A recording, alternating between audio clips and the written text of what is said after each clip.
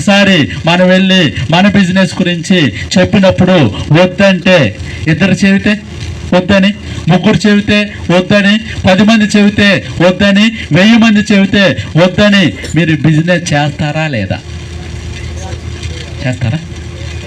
చేస్తారా? హైదరాబాదులో నాకు తెలిసిన మంచి సుజాత ఉంది, నా ఫ్రెండ్ సుజాత. 2 సంవత్సరాలు బిజినెస్ చేసింది. నాకు ఫోన్ చేసింది, చాలా మీటింగ్లో చెప్పాను నేను. అది సుజాత లాగా బిజినెస్ చేయొద్దు. ఎందుకంటే ఇక్కడ ఒక సుజాత ఉంది, మేడం ఎవరో ఒక సుజాత ఇందాక డ్యాన్స్ చేయడానికి వచ్చారు. ఆ సుజాత కాదండి. హైదరాబాదులో ఒక సుజాత ఉంది. 2 సంవత్సరాలు బిజినెస్ చేసింది, ఇదే బిజినెస్. ₹1 డబ్బు రాలా.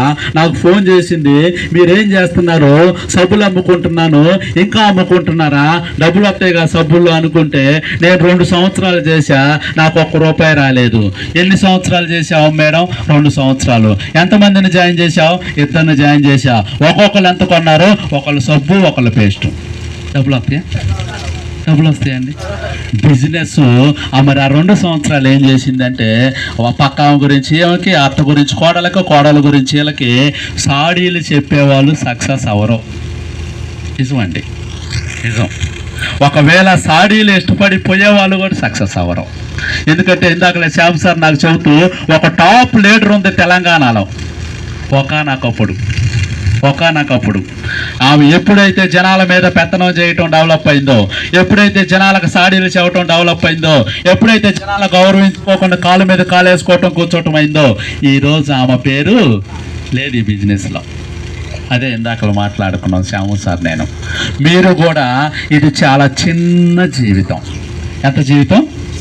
చాలా చిన్న జీవితం.